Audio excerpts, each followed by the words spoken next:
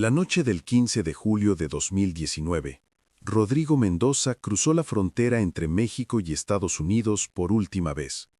Pero no lo hizo caminando.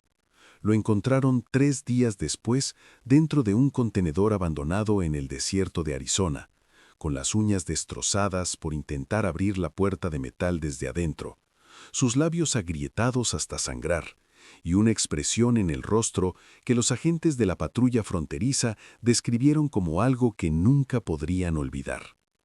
Tenía 32 años, dejó atrás una esposa embarazada en Michoacán y murió a menos de 20 kilómetros de la carretera principal, tan cerca de la ayuda que si hubiera podido gritar lo suficientemente fuerte, alguien lo habría escuchado.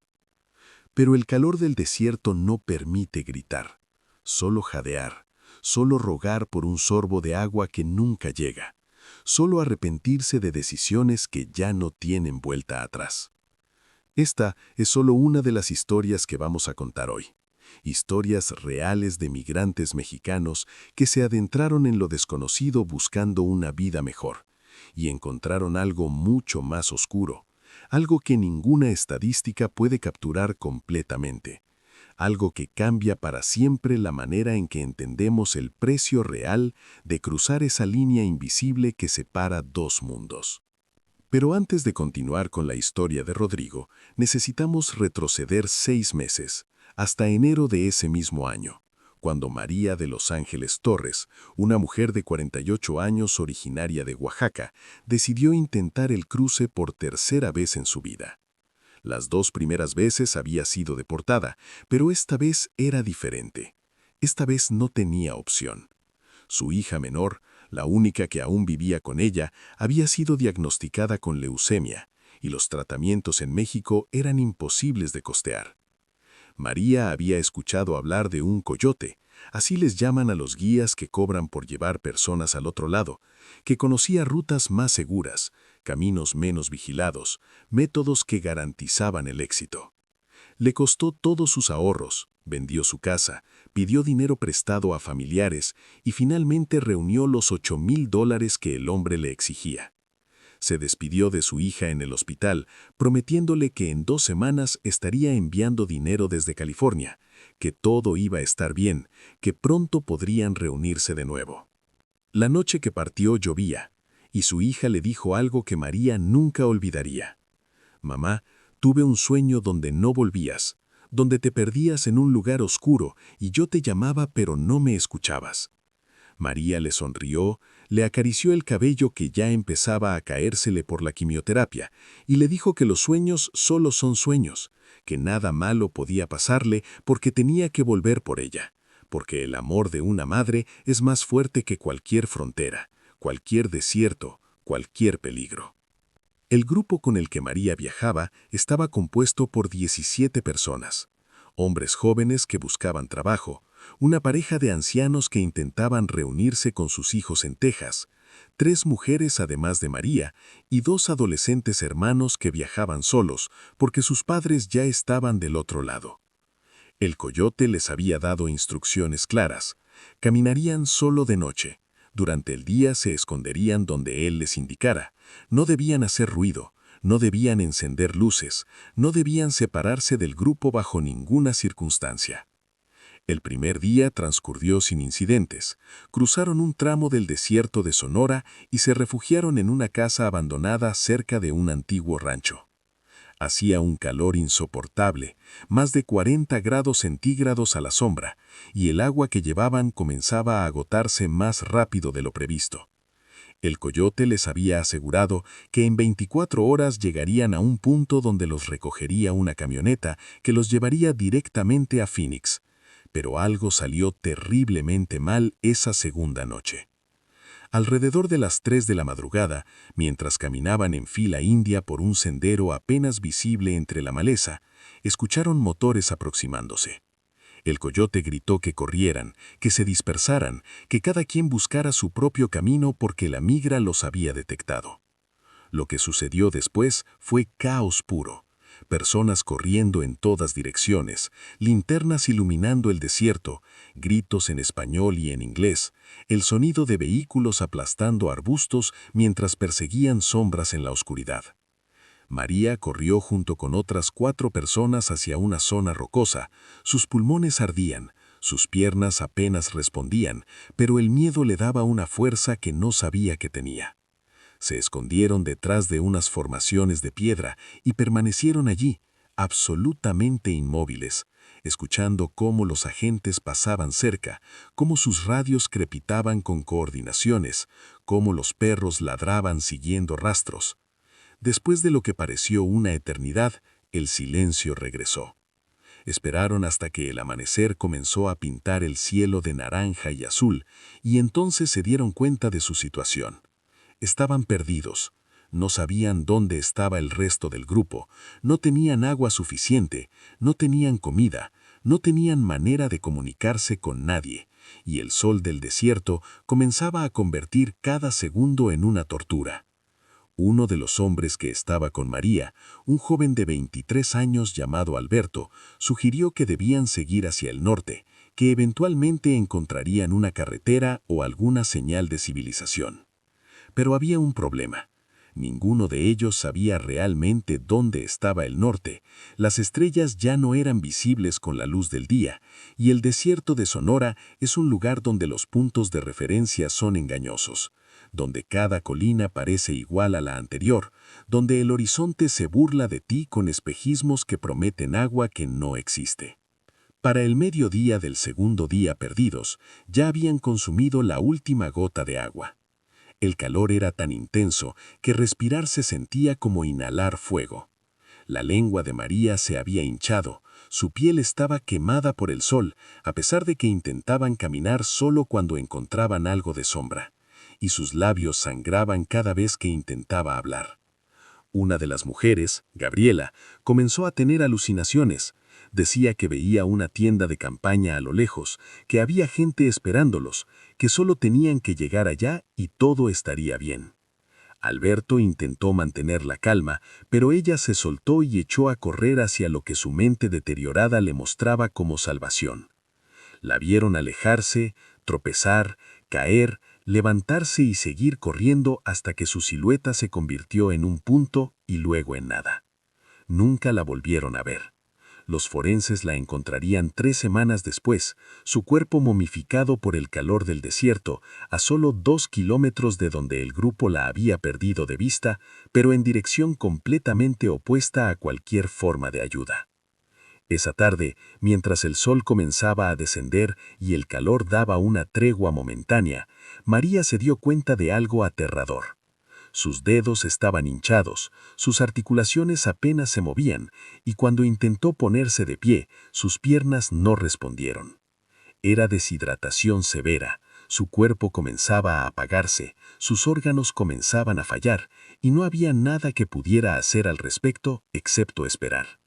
Pero aquí es donde la historia da un giro que nadie esperaba. Esa noche, cuando la luna llena iluminaba el desierto con una luz plateada casi fantasmal, María escuchó voces.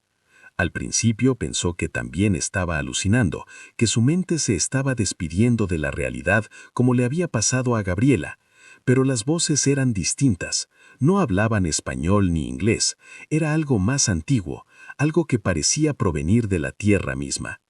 Alberto también las escuchó, y los otros 2 sobrevivientes del grupo asintieron cuando María preguntó si ellos también podían oír ese sonido extraño que parecía un canto. Siguiendo las voces, arrastrándose porque ya no podían caminar, llegaron a una formación rocosa que tenía la entrada de lo que parecía ser una cueva. El interior estaba fresco, una bendición después del infierno del desierto, y en el fondo de esa cueva encontraron algo que ninguno de ellos podía explicar. Recipientes de cerámica antiguos, llenos hasta el borde de agua fresca y limpia. No cuestionaron su origen, no les importaba si era un milagro o una coincidencia imposible. Solo bebieron como si fuera lo último que harían en sus vidas, porque muy probablemente lo era. El agua les devolvió algo de fuerza, suficiente para que María notara los dibujos en las paredes de la cueva.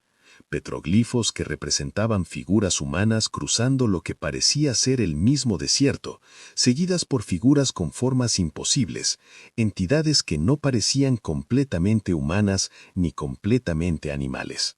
Si estás disfrutando estas historias reales que mezclan el drama humano con lo inexplicable, considera suscribirte al canal. Cada semana traemos relatos como estos, historias que te harán cuestionar lo que creías saber sobre el mundo. No te pierdas el final de lo que le sucedió a María y descubre las otras 11 historias que tenemos preparadas para hoy. Alberto encontró algo más en esa cueva, algo que desearía no haber visto.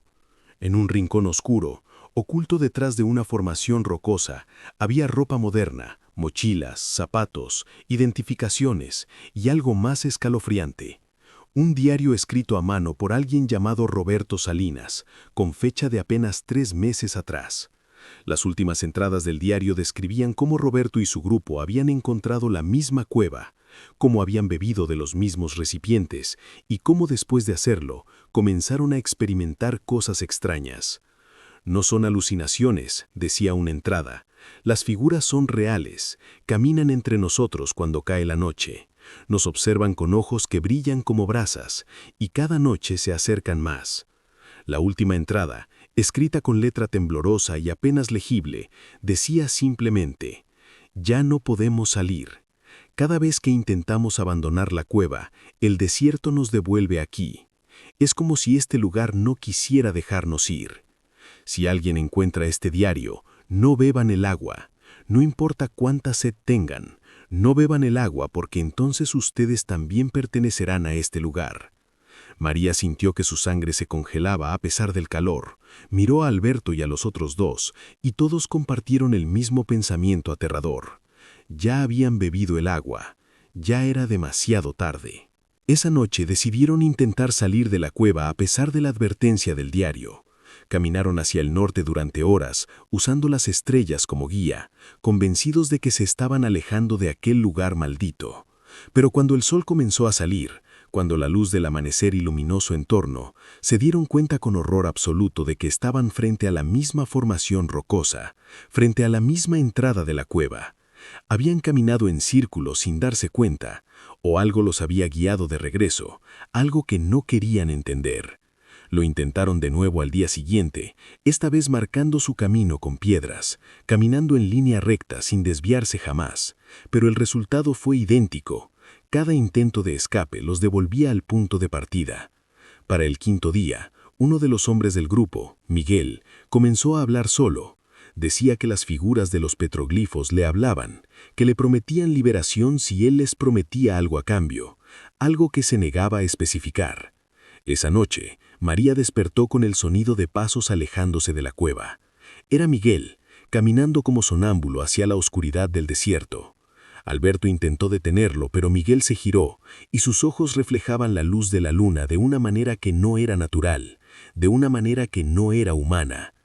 «Ellos me llamaron primero», dijo Miguel con una voz que parecía provenir de algún lugar profundo dentro de su pecho, «pero pronto llamarán a todos ustedes». Y entonces corrió hacia la noche, y aunque María y Alberto lo persiguieron, su figura se desvaneció en la oscuridad como si nunca hubiera existido. Los días se convirtieron en semanas, o al menos eso creían, porque el tiempo en ese lugar se volvía confuso, elástico, irreal. María perdió la cuenta de cuántas veces había intentado escapar, cuántas veces el desierto la había devuelto a la cueva como un perro entrenado devuelve una pelota. Alberto había dejado de hablar, pasaba las horas mirando los petroglifos, trazándolos con sus dedos como si intentara descifrar un código oculto. El cuarto miembro de su grupo, una mujer llamada Patricia, se había vuelto catatónica. Se sentaba en un rincón de la cueva meciendo su cuerpo de adelante hacia atrás, murmurando oraciones que ya no tenían sentido. Pero una noche, María tuvo una revelación. Mientras estudiaba los petroglifos a la luz de la luna que se filtraba por la entrada de la cueva, notó algo que había pasado por alto. Las figuras humanas no estaban siendo perseguidas por las entidades extrañas, estaban siendo guiadas por ellas. Y en el último panel, que estaba casi borrado por el tiempo, las figuras humanas no estaban cruzando el desierto para salir de él, estaban entrando en lo que parecía ser un portal, una puerta hacia otro lugar. María le gritó a Alberto que viniera a ver su descubrimiento, pero cuando se giró para buscarlo, él ya no estaba. Patricia tampoco. Estaba completamente sola en la cueva, y el silencio que la rodeaba era tan absoluto que podía escuchar los latidos de su propio corazón resonando en las paredes de piedra. Entonces escuchó la voz de su hija. No era una alucinación, no era su imaginación jugándole una mala pasada, era la voz real de su pequeña llamándola, diciéndole: «Mamá, estoy aquí, te he estado esperando». María corrió hacia la parte más profunda de la cueva, hacia un túnel que no había notado antes, o que quizás no había existido antes. El túnel descendía en una espiral que parecía no tener fin. Las paredes brillaban con una fosforescencia azul pálida que no provenía de ninguna fuente visible, y el aire se volvía más frío con cada paso que daba. La voz de su hija la guiaba, cada vez más cercana, cada vez más clara, hasta que finalmente llegó a una cámara subterránea donde el techo desaparecía en una oscuridad infinita, y el suelo estaba cubierto por lo que parecían ser cientos, tal vez miles de objetos personales, zapatos, carteras, identificaciones, fotografías, todos pertenecientes a migrantes que nunca llegaron a su destino. Y allí, en el centro de esa cámara, estaba su hija, o algo que tenía la forma exacta de su hija, que sonreía exactamente como ella sonreía, pero cuyos ojos eran pozos negros sin fondo ni luz. «Mamá», dijo la cosa que parecía su hija, «este es el precio que algunos deben pagar. El desierto tiene hambre, y los viejos dioses que duermen bajo estas tierras deben ser alimentados. Tu sacrificio no será en vano. Tu hija, la real, la que dejaste atrás, vivirá. Su enfermedad desaparecerá mañana por la mañana, y ella crecerá sin recordarte, sin saber que su vida fue comprada con la tuya». María sintió que su sangre se congelaba a pesar del calor, miró a Alberto y a los otros dos, y todos compartieron el mismo pensamiento aterrador. Ya habían bebido el agua. Ya era demasiado tarde. Entonces sintió como si algo la estuviera jalando, no físicamente, sino de una manera más profunda, como si su esencia misma estuviera siendo extraída de su cuerpo. Y entonces, en un último acto de voluntad, en un último destello de conciencia, María entendió que esto no era real, que era una prueba, que los viejos guardianes de este lugar estaban probando su determinación, su amor, su disposición para sacrificarse. Cerró los ojos y pronunció las únicas palabras que su corazón podía formar. «Si mi muerte significa su vida, entonces la acepto. Pero si esto es una mentira, si mi sacrificio no significa nada, entonces maldigo este lugar y todo lo que contiene hasta el final de los tiempos». El silencio que siguió fue ensordecedor, y entonces, como si un hechizo se hubiera roto, María despertó. No estaba en la cámara subterránea, estaba en un hospital en Tucson, Arizona. Había sido encontrada por una pareja de turistas que acampaban en el desierto. Estaba severamente deshidratada, delirando, al borde de la muerte, pero estaba viva. Le dijeron que había estado desaparecida 9 días. Los otros 3 miembros de su grupo nunca fueron encontrados, y cuando finalmente pudo hacer una llamada telefónica, cuando marcó el número del hospital en Oaxaca, donde su hija estaba internada, las enfermeras le dijeron algo imposible. Su hija había entrado en remisión completa esa misma mañana. Los doctores no podían explicarlo. Era como si la leucemia simplemente hubiera desaparecido de su cuerpo sin dejar rastro. Ahora regresemos a Rodrigo Mendoza, el hombre que encontraron en el contenedor. Su historia es diferente, pero igualmente perturbadora. Rodrigo había pagado a un coyote diferente, uno que usaba métodos más modernos, según le habían dicho. En lugar de caminar por el desierto, serían transportados en un contenedor de carga modificado que cruzaría la frontera como parte de un envío comercial legítimo. Le habían mostrado el contenedor. Tenía ventilación, botellas de agua, hasta un par de cubetas para usar como baño. Serían solo 6 horas dentro, le prometieron. 6 horas incómodas pero seguras, y luego estarían en Phoenix comenzando su nueva vida. Rodrigo y otras 22 personas pagaron $5,000 cada uno por este método seguro de cruzar. Lo que no les dijeron es que el conductor del camión que transportaría el contenedor tenía otros planes. Era un hombre llamado Jack Morrison, un estadounidense de 50 años con deudas de juego que superaban los $500,000. Los coyotes le pagaban $10,000 por cada viaje exitoso, pero Jack había descubierto que podía hacer mucho más dinero de otra manera. Conocía personas, compradores, que pagaban hasta $20,000 por un contenedor completo de migrantes, no para llevarlos a la libertad, sino para venderlos a redes de tráfico de humanos que operaban en el sur de Estados Unidos. La noche que Rodrigo y los otros 22 fueron encerrados en el contenedor, Jack Morrison siguió la ruta planeada inicialmente. Cruzó la frontera sin problemas porque los oficiales de aduana estaban en su nómina, pero en lugar de dirigirse a Phoenix, condujo hacia el este, hacia una zona remota del desierto de Arizona, donde sus compradores lo esperaban. El problema fue que Jack tuvo un accidente en el camino, nada serio, solo una llanta reventada, pero en su prisa por cambiarla y no retrasar la entrega, olvidó algo crucial. Dentro del contenedor hacía cada vez más calor, la ventilación era mínima y 23 personas consumiendo oxígeno en un espacio sellado es una receta para el desastre. Para cuando Jack llegó al punto de encuentro, 3 horas más tarde de lo planeado, 19 de las 23 personas en el contenedor ya habían muerto por asfixia y golpe de calor. Los compradores, horrorizados por lo que encontraron cuando abrieron las puertas, le dispararon a Jack Morrison en la cabeza y huyeron del lugar, dejando el contenedor abandonado en medio de la nada.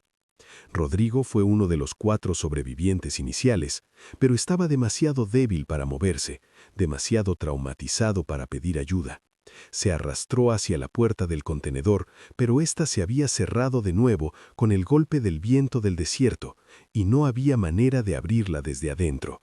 Pasó 3 días allí, rodeado por los cuerpos de los que no tuvieron su suerte, bebiendo el agua que encontraba en las botellas de los muertos, hablando con ellos como si aún estuvieran vivos, porque la soledad era peor que la muerte. En su último día, Rodrigo grabó un mensaje de video en su teléfono celular que milagrosamente aún tenía batería. Sus palabras son difíciles de escuchar, su voz quebrada por la deshidratación, sus ojos vidriosos por la desesperación. Mi nombre es Rodrigo Mendoza, tengo 32 años, vengo de Michoacán. Si alguien encuentra esto, por favor díganle a mi esposa Lucía que la amo, que lo siento, que pensé que estaba haciendo lo correcto. Díganle que no fue su culpa, que no fue culpa de nadie excepto mía por creer en un sueño que nunca fue real. Pero la historia no termina con la muerte de Rodrigo. Cuando las autoridades finalmente encontraron el contenedor, cuando procesaron la escena del crimen y revisaron los cuerpos, descubrieron algo inexplicable. Había 24 cuerpos en el contenedor, no 23. El cuerpo adicional era de un hombre que no estaba en ninguna lista, que no tenía identificación, cuya descripción física no coincidía con ninguna persona reportada como desaparecida. Los análisis forenses revelaron que este hombre había muerto de manera diferente a los otros, no por asfixia ni por calor, sino por lo que parecían ser múltiples heridas de arma blanca en el torso y el cuello. Pero lo más perturbador era que el estado de descomposición de su cuerpo sugería que había estado muerto por al menos 2 semanas antes de que el contenedor fuera sellado.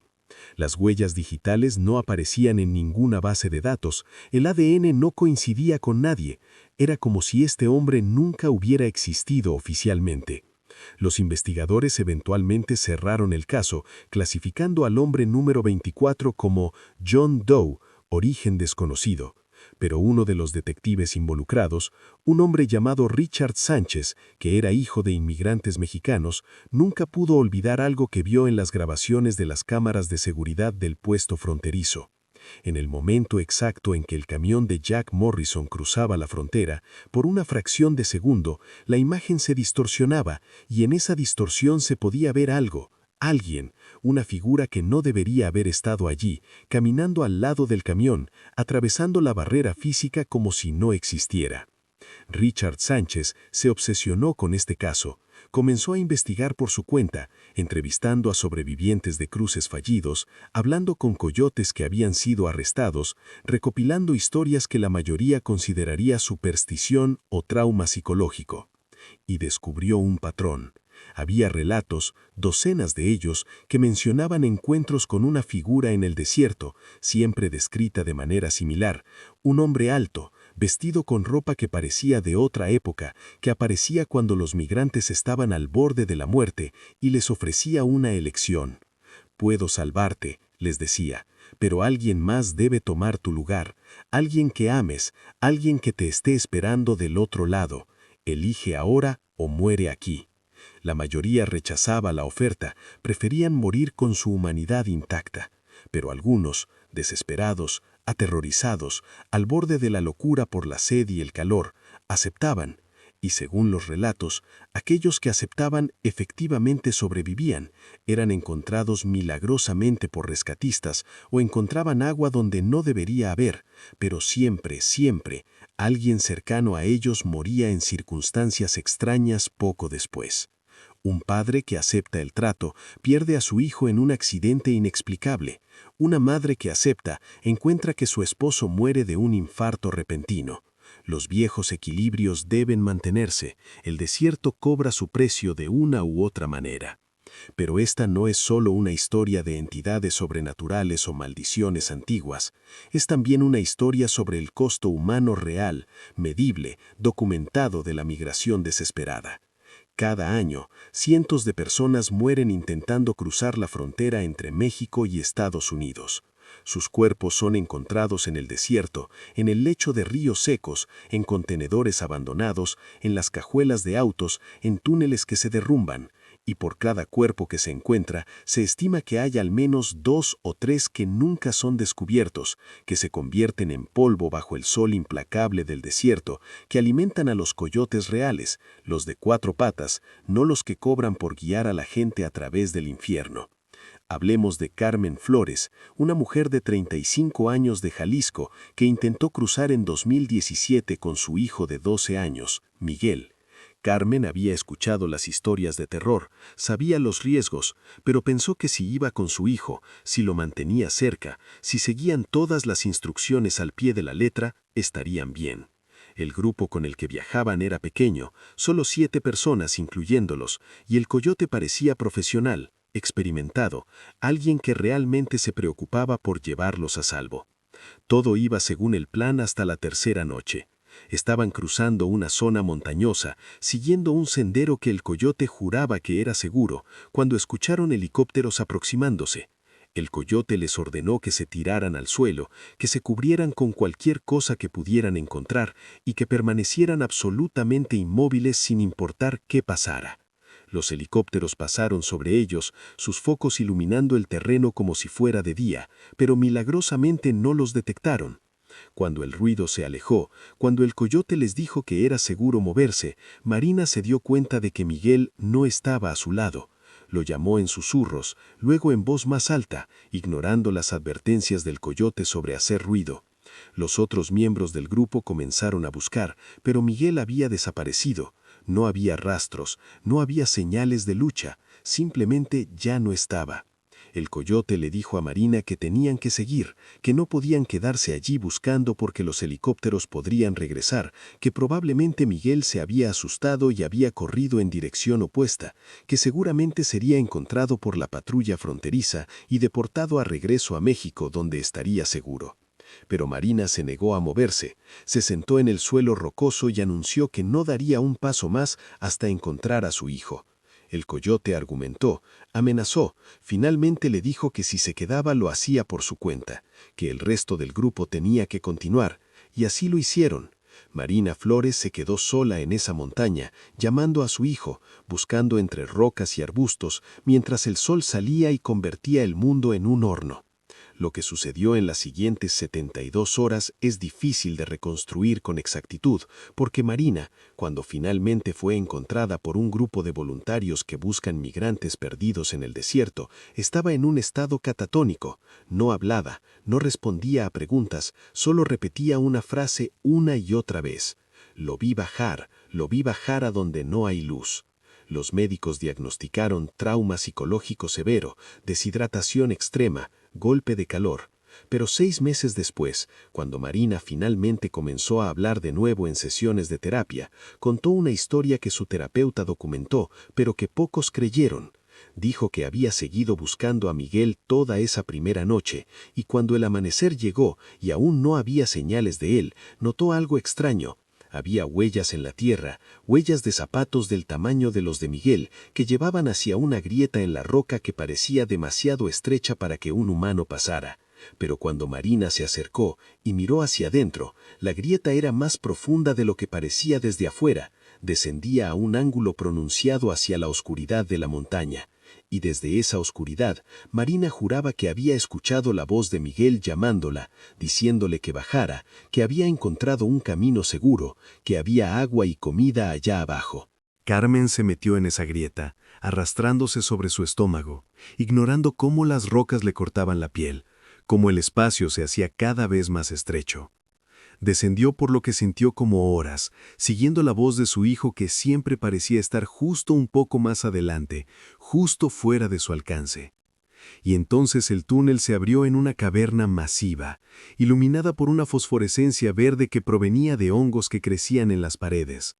La caverna era imposiblemente grande, del tamaño de una catedral, con un techo tan alto que se perdía en la oscuridad. Y en el centro de esa caverna había una estructura, algo hecho por manos humanas pero de una antigüedad que desafiaba la comprensión. Una pirámide escalonada de apenas 3 metros de altura, cubierta con glifos que Carmen no podía leer, pero que de alguna manera entendía. Contaban la historia de un pacto, de un acuerdo hecho hace milenios entre los primeros pueblos que habitaron estas tierras y algo que vivía bajo ellas. Algo que prometía protección a cambio de tributo, de sacrificio, de recordar que los humanos son solo visitantes temporales en un mundo mucho más antiguo y extraño de lo que podemos imaginar. Y allí, al pie de la pirámide, estaba Miguel. Pero algo estaba mal. Se veía exactamente como su hijo. Tenía su ropa, su cara, su voz, pero cuando Carmen se acercó y lo tocó, la piel de Miguel estaba fría como la piedra. Sus ojos no parpadeaban, su pecho no subía y bajaba con la respiración. «Mamá», dijo esta cosa que parecía Miguel, «este es mi lugar ahora. Los viejos guardianes me eligieron. Necesitan ojos jóvenes para ver el mundo de arriba. Necesitan oídos jóvenes para escuchar cómo cambian los tiempos. No puedo volver contigo, pero puedo hacer algo por ti». La cosa que parecía Miguel tocó la frente de Carmen con un dedo helado y de repente ella estaba de vuelta en la superficie, acostada al lado de la grieta en la roca, como si nunca hubiera descendido. Podía recordar todo lo que había visto, pero cuando intentó encontrar la grieta de nuevo, cuando intentó señalar exactamente dónde había estado, no podía. La montaña había cambiado, o su memoria había cambiado. O quizás todo había sido una alucinación producida por un cerebro al borde del colapso. Pero Carmen sabe lo que vio. Carmen sabe que su hijo está allá abajo, en algún lugar bajo las montañas de Arizona, sirviendo propósitos que los humanos no estamos destinados a comprender. Y cada noche, cuando cierra los ojos, puede escuchar su voz llamándola, diciéndole que está bien, que no duele, que no tenga miedo porque donde él está ahora, el tiempo no significa nada, y algún día, cuando Carmen también muera, se reunirán en ese lugar más allá de la luz. Si estas historias te están afectando, si sientes la necesidad de saber más, de entender qué es real y qué es producto del trauma y la desesperación, suscríbete al canal. Compartimos estas historias no para asustar, sino para recordar que detrás de cada estadística hay una persona, hay una familia, hay sueños rotos y esperanzas aplastadas. Y a veces, solo a veces, hay algo más, algo que no podemos explicar fácilmente, algo que nos recuerda que el mundo es más grande y más extraño de lo que las noticias nocturnas nos dicen. Continuemos con la historia de Daniel y Sofía Reyes, una pareja joven de Guerrero que decidió hacer el cruce juntos en 2018. Daniel tenía 26 años, Sofía 24, y acababan de casarse 2 meses antes de partir. Sus familias les habían suplicado que no fueran, que era demasiado peligroso, que había otras maneras de salir adelante. Pero Daniel y Sofía habían tomado su decisión. El hermano de Daniel ya estaba en Estados Unidos, trabajando en la construcción en Nevada, y les había prometido que les conseguiría trabajo, que podrían vivir con él hasta que se establecieran. Todo lo que tenían que hacer era llegar.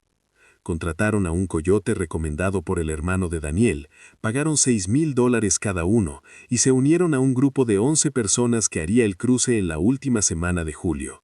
Posiblemente el peor momento del año para intentar cruzar el desierto de Arizona, donde las temperaturas diurnas regularmente superan los 50 grados centígrados. El plan era cruzar de noche y esconderse durante el día, un método estándar, que en teoría minimizaría el riesgo de insolación. Pero el desierto no sigue teorías. El desierto tiene sus propias reglas, y esas reglas no se preocupan por los planes de los humanos. La primera noche fue agotadora pero manejable. Caminaron durante 8 horas, cubrieron quizás 25 kilómetros, y al amanecer se refugiaron bajo un grupo de rocas que proporcionaban algo de sombra. Durmieron en turnos, 2 personas siempre despiertas vigilando por si venía la migra. El agua estaba aguantando, la comida era suficiente, la moral era alta. Sofía le susurraba a Daniel sobre los planes que tenían, la casa que algún día comprarían, los hijos que tendrían, cómo toda esta dificultad valdría la pena cuando estuvieran del otro lado viviendo la vida que merecían. Daniel la quesaba y le prometía que cuidaría de ella, que nada malo les pasaría, que en 48 horas más estarían en Nevada, comenzando su nuevo capítulo. Pero la segunda noche todo cambió. El coyote, un hombre de 40 años que se hacía llamar el Búho, los llevó por una ruta diferente, más directa según él, que les ahorraría al menos 10 kilómetros de caminata. Lo que no les dijo es que esta ruta era más peligrosa. Pasaba por un área donde la patrulla fronteriza había incrementado su presencia, donde había sensores de movimiento enterrados en la tierra, donde un paso en falso significaba detección inmediata. Alrededor de las 2 de la madrugada, mientras el grupo descendía por un arroyo seco, las luces se encendieron. Focos montados en vehículos, helicópteros con reflectores, voces amplificadas ordenándoles que se detuvieran, que levantaran las manos, que se tiraran al suelo. El búho gritó que corrieran, que cada quien tomara su propio camino, que se encontrarían en el punto de reunión si lograban escapar. El grupo se dispersó como agua derramada. Daniel agarró la mano de Sofía y corrieron juntos, sin soltarse nunca, tropezando en la oscuridad, saltando sobre arbustos, escuchando cómo otros miembros del grupo eran capturados, sus gritos de frustración y miedo cortando la noche. Corrieron hasta que los pulmones ardían, hasta que las piernas temblaban por el esfuerzo, hasta que finalmente se desplomaron detrás de una formación rocosa, jadeando, sudando, aterrorizados pero juntos. Esperaron allí hasta que los ruidos de la persecución se alejaron, hasta que el amanecer comenzó a iluminar el horizonte, y entonces se dieron cuenta de su situación. Estaban solos, no sabían exactamente dónde estaban. Su agua se estaba acabando porque habían dejado las mochilas grandes al correr, y lo peor de todo, Sofía estaba herida. Durante la carrera había torcido su antillo seriamente. Cada paso que daba le causaba un dolor agudo que le hacía morder el labio para no gritar. Daniel sabía que no podían quedarse donde estaban. El sol del desierto los cocinaría vivos si no encontraban mejor refugio. Ayudó a Sofía a levantarse, la sostuvo mientras cojeaba, y comenzaron a buscar algún lugar donde pudieran esconderse durante el día. Caminaron 1 hora, cada minuto más agonizante que el anterior para Sofía, hasta que encontraron algo inesperado. Una casa abandonada. No era un rancho grande ni una estructura impresionante, solo una pequeña casa de adobe que claramente había sido abandonada hacía décadas, con el techo parcialmente colapsado y las ventanas rotas. Pero tenía sombra, tenía paredes, era mejor que nada. Se metieron adentro y se dejaron caer en el suelo de tierra, agradecidos por el relivio temporal del sol. La casa tenía 2 habitaciones, una especie de cocina rudimentaria y sorprendentemente un viejo pozo en lo que habría sido el patio trasero.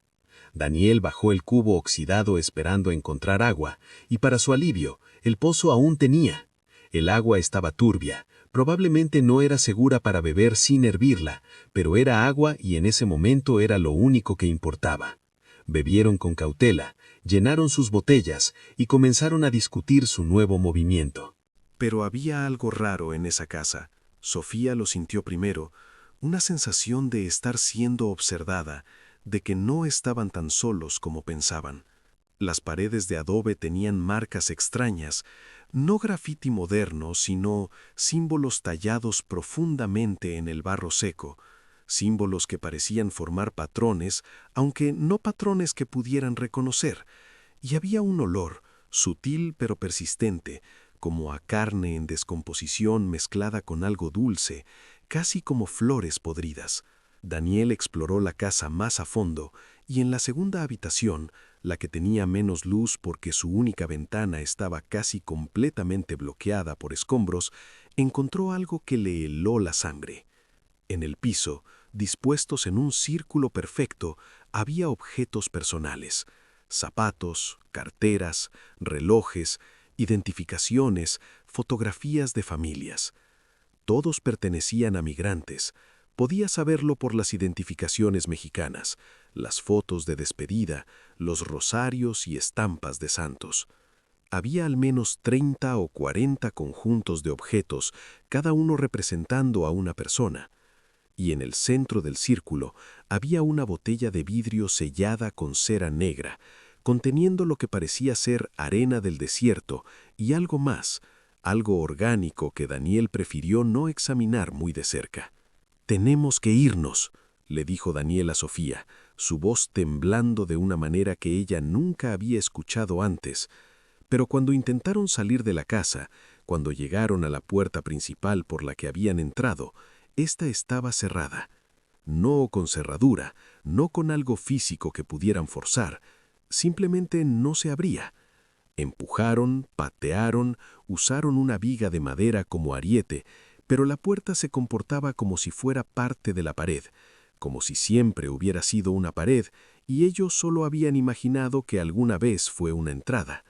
Intentaron salir por las ventanas rotas, pero cada vez que intentaban pasar, algo los empujaba de regreso, una fuerza invisible pero innegable que no permitía que ninguno de los dos cruzara el umbral. Estaban atrapados. La temperatura dentro de la casa comenzaba a subir a medida que el sol alcanzaba su punto más alto. Sofía estaba llorando, no por miedo, sino por frustración, por la absurda injusticia de haber llegado tan lejos solo para morir en una casa embrujada en medio de ninguna parte. Daniel intentó mantener la calma, intentó pensar racionalmente, pero la sed comenzaba a nublar su juicio y el calor lo hacía todo más difícil. Fue entonces cuando escucharon la voz. Provenía de la segunda habitación, donde estaba el círculo de objetos, y no era una voz humana exactamente, era más como un susurro colectivo, muchas voces hablando al unísono en un español antiguo, mezclado con algo más, algún idioma que precedía al español por siglos. Las voces decían: 37 almas residen aquí, 37 que buscaron el mismo sueño que ustedes buscan, 37 que ahora sirven como guardianes de este umbral. Pueden unirse a nosotros, pueden quedarse aquí para siempre como parte de este lugar, o pueden hacer un intercambio. Uno de ustedes puede irse, puede continuar su viaje, puede llegar al otro lado y vivir la vida que soñaron. Pero uno debe quedarse. Elijan ahora o elijan nunca, porque cuando caiga el sol, ambos permanecerán aquí y sus objetos se unirán a nuestro círculo. Daniel y Sofía se miraron horrorizados por lo que estaban escuchando. Ninguno de los dos quería tomar esa decisión, ninguno de los dos podía imaginar continuar sin el otro. Pero las horas pasaban, el sol comenzaba su descenso y la voz regresaba cada hora, recordándoles que el tiempo se agotaba, que debían elegir. Finalmente, cuando el cielo comenzó a teñirse de naranja y púrpura con el atardecer, Daniel tomó la mano de Sofía y le dijo: «Tú vas a irte. Tu tobillo está mal, no sobrevivirías otra noche en el desierto. Yo me quedo aquí, pero tú continúas, llegas donde mi hermano, vives la vida que planeamos y me recuerdas». Sofía se negó, gritó que no, que preferían morir juntos, que un pacto con lo que fuera que habitaba esa casa no valía la pena, pero Daniel ya había tomado su decisión. Se puso de pie, caminó hacia la segunda habitación donde estaba el círculo de objetos y habló en voz alta. Yo me quedo. Ella se va. Aceptamos el intercambio. El silencio que siguió fue absoluto, como si el mundo entero hubiera dejado de respirar. Y entonces la puerta principal se abrió. No con un crujido ni con un sonido dramático, simplemente estaba abierta, como si siempre lo hubiera estado. Sofía corrió hacia Daniel, intentó jalarlo hacia la salida, pero él no se movía. Sus pies parecían haber echado raíces en el piso de tierra. «Vete», le dijo Daniel con lágrimas recorriendo su rostro, «vete antes de que cambie de opinión, antes de que sea demasiado tarde para ambos.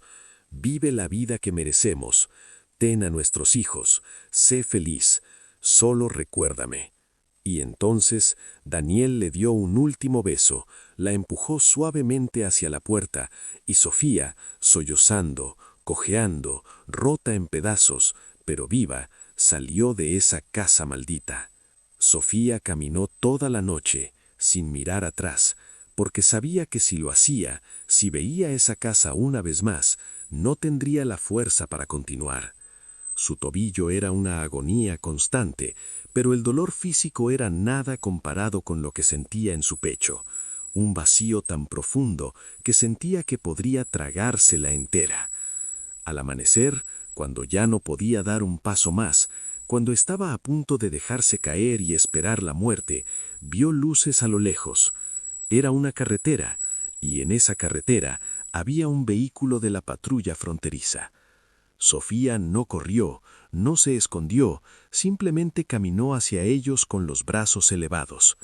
Fue detenida, procesada y eventualmente deportada de regreso a México. Pero antes de que la enviaran de vuelta, mientras estaba en el centro de detención, les contó a las autoridades sobre la casa, sobre Daniel, sobre el círculo de objetos. Enviaron equipos de búsqueda basándose en su descripción de la ubicación, pero nunca encontraron la casa. Buscaron en un radio de 50 kilómetros desde donde Sofía había sido encontrada. Usaron helicópteros, perros, tecnología de detección térmica, pero no había ninguna estructura de adobe abandonada, ningún pozo, ninguna evidencia de que tal lugar hubiera existido jamás. Sofía regresó a Guerrero destrozada, rota, apenas capaz de funcionar.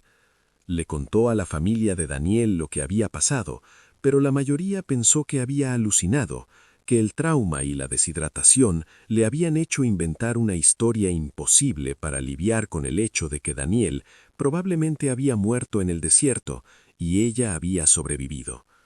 Pero el hermano de Daniel, el que estaba en Nevada, le creyó. Él había escuchado historias similares de otros migrantes, susurros sobre lugares en el desierto que no deberían existir, sobre intercambios y pactos que algunos hacían en momentos de desesperación absoluta. Y una noche, 6 meses después de que Sofía regresara, recibió una llamada telefónica. El número era desconocido, y cuando contestó, escuchó la voz de Daniel, distorsionada como si viniera de muy lejos, diciendo solo una cosa: «Cumplí mi parte del trato. Ahora cumple la tuya. Vive». Y la llamada se cortó. El número nunca pudo ser trazado. Sofía sabe que Daniel está en algún lugar, atrapado en ese espacio imposible entre el mundo de los vivos y algo más, algo que no tiene nombre en ningún idioma moderno. Y cada año, en el aniversario de esa noche, Sofía siente una presencia cerca de ella, algo que le acaricia el cabello cuando duerme, algo que le susurra palabras de consuelo cuando llora. Daniel está con ella, de alguna manera, solo que ya no en la forma que podemos tocar o ver. Pero no todas las historias terminan con lo sobrenatural. Algunas son simplemente tragedias humanas sin adornos místicos, sin explicaciones que nos permitan decir al menos hay algo más allá de nuestra comprensión. Hablemos de la familia Morales. Padre, madre y 3 hijos de 7, 9 y 14 años. Intentaron el cruce en febrero de 2020, justo antes de que la pandemia cerrara el mundo. Pagaron a un coyote que les prometió una ruta familiar, segura, diseñada específicamente para grupos con niños. El coyote les dijo que harían el viaje en etapas, que nunca estarían más de 4 horas caminando a la vez, que había puntos de descanso establecidos donde habría agua y comida esperándolos. Fue mentira. Todo fue mentira.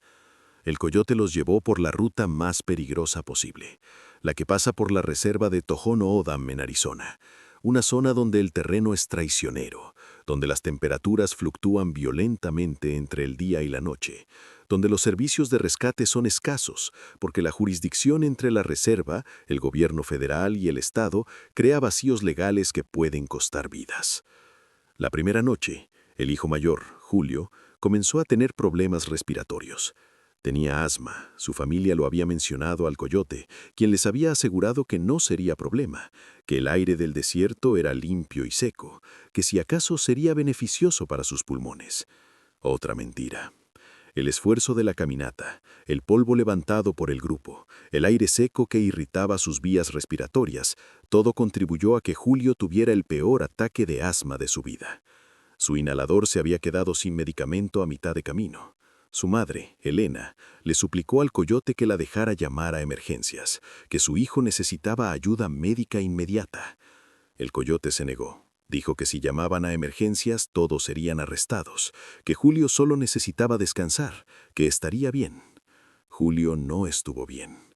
Murió 3 horas después, asfixiándose lentamente mientras su familia lo sostenía, mientras sus hermanos menores lloraban sin entender completamente qué estaba pasando. Mientras el coyote les ordenaba que se callaran, que hicieran menos ruido, que siguieran caminando porque quedarse en un lugar era peligroso.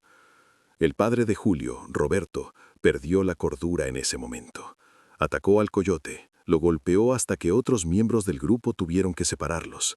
El coyote, sangrando de la nariz y con un ojo hinchado, les dijo a los Morales que se las arreglaran solos, que él ya no era responsable de ellos, que si querían quedarse con el cuerpo de su hijo muerto en el desierto, esa era su decisión, pero el resto del grupo tenía que continuar. Elena tuvo que tomar la decisión más horrible que cualquier madre puede enfrentar: dejar el cuerpo de su hijo en el desierto o quedarse con él y arriesgar las vidas de sus otros 2 hijos. Eligió a los vivos. Roberto cavó un hoyo poco profundo. Enterraron a Julio lo mejor que pudieron. Marcaron el lugar con piedras formando una cruz y Elena le prometió a su hijo que volverían por él, que lo llevarían a casa, que esto no era el final. Fue otra promesa que no pudo cumplir. Cuando finalmente fueron rescatados 2 días después, cuando intentaron guiar a las autoridades de vuelta al lugar donde habían enterrado a Julio, no pudieron encontrarlo. El desierto se ve diferente con cada hora que pasa. Cada formación rocosa parece idéntica a la siguiente, y sin puntos de referencia claros, el lugar donde descansa Julio se convirtió en uno de los muchos secretos que el desierto guarda. Los Morales fueron deportados. El coyote nunca fue encontrado. Y ahora, 5 años después, Roberto y Elena siguen viviendo en su pueblo en Zacatecas, con sus 2 hijos sobrevivientes, trabajando en lo que pueden, apenas sobreviviendo, cargando con la culpa de una decisión que no tendrían que haber tomado nunca, de un viaje que nunca deberían haber tenido que hacer. Los otros 2 hijos, ahora adolescentes, tienen pesadillas recurrentes sobre su hermano mayor. La más joven, que ahora tiene 12 años, desarrolló mutismo selectivo y no ha hablado una palabra desde que regresaron a México. El hijo del medio, que ahora tiene 14 años, la edad que tenía Julio cuando murió, se ha vuelto violento, se mete en peleas en la escuela, ha sido arrestado 2 veces por vandalismo. Los trabajadores sociales dicen que es trauma no procesado, que necesita terapia especializada, pero ese tipo de ayuda no está disponible en su pueblo, y aunque lo estuviera, la familia no tiene dinero para pagarla. Esta es la realidad que las estadísticas no capturan. No es solo el número de muertos, es el número de vidas arruinadas, de familias destruidas, de niños que crecerán con cicatrices psicológicas que nunca sanarán completamente. Y por cada historia como la de los Morales que se documenta, hay docenas que nunca llegan a los periódicos, que nunca son investigadas, que simplemente se desvanecen en el olvido porque los muertos del desierto no tienen quien hable por ellos, no tienen quien exija justicia, no tienen quien siquiera confirme que existieron. Hablemos ahora de un caso que sí obtuvo atención mediática. En agosto de 2021, un grupo de 19 migrantes fue encontrado abandonado en un tráiler en San Antonio, Texas. 10 de ellos habían muerto por asfixia y golpe de calor, incluyendo 2 niños de 10 y 11 años. Los 9 sobrevivientes estaban en condición crítica, varios con daño cerebral permanente debido a la falta de oxígeno. El conductor del tráiler, un estadounidense de 28 años llamado James Parker, fue arrestado en una gasolinera cercana cuando empleados sospechosos llamaron a la policía después de verlo comportarse erráticamente. Durante el juicio, que duró 3 meses y medio, salieron a la luz detalles escalofriantes. James Parker no era un coyote profesional, no era parte de ninguna organización grande de tráfico humano. Era simplemente un hombre con deudas de drogas que necesitaba dinero rápido y aceptó un trabajo que le pagaría $15,000, recoger un tráiler sellado en Laredo y llevarlo a Houston. Le dijeron que no abriera el tráiler bajo ninguna circunstancia, que solo condujera y entregara la carga. James sabía que había personas adentro, podía escucharlos golpeando las paredes, gritando, pero estaba drogado con metanfetamina y su juicio estaba tan deteriorado que simplemente siguió conduciendo, la música del estéreo a volumen máximo para no escuchar los gritos. Cuando finalmente se detuvo en la gasolinera, no fue por preocupación por las personas en el tráiler, sino porque su tanque de gasolina estaba vacío y él necesitaba usar el baño. Los empleados de la gasolinera escucharon los golpes viniendo del tráiler, abrieron la puerta trasera y encontraron una escena que describirían después como algo salido de una película. Pero aquí está la parte que los medios no cubrieron extensivamente. 3 de los sobrevivientes, después de recuperarse físicamente, comenzaron a hablar de algo que había sucedido dentro del tráiler durante esas últimas horas. Dijeron que cuando el calor se volvió insoportable, cuando el oxígeno comenzó a agotarse, cuando la gente comenzó a morir, algo cambió en la atmósfera del tráiler. Una de las sobrevivientes, una mujer de 32 años llamada Lucía Hernández, describió cómo las personas que morían no solo dejaban de moverse, sino que parecían disolverse, como si sus cuerpos se convirtieran en sombras y esas sombras se movieran por las paredes del tráiler. Otro sobreviviente, Marco González, de 25 años, insistió en que había escuchado voces que no pertenecían a ninguno de los pasajeros, voces que susurraban en un idioma que nunca había oído, pero que de alguna manera entendía, voces que prometían liberación si él solo dejara de luchar, si se rendía, si aceptaba que su destino era morir en ese lugar. Los médicos atribuyeron estas experiencias a alucinaciones inducidas por hipoxia, por la falta de oxígeno al cerebro, y probablemente tengan razón. Probablemente. Pero Lucía jura que vio algo más. En los últimos minutos antes de que perdiera la conciencia, cuando apenas podía mantener los ojos abiertos, vio una figura materializarse en medio del tráiler. No era una de las personas que estaban con ella. Era algo diferente, algo que brillaba con una luz tenue y azul, algo que tenía forma humana, pero que claramente no era humano. La figura caminó entre los muertos y los moribundos, tocando a cada uno en la frente, y donde tocaba, los gritos de agonía se detenían. El sufrimiento parecía terminar.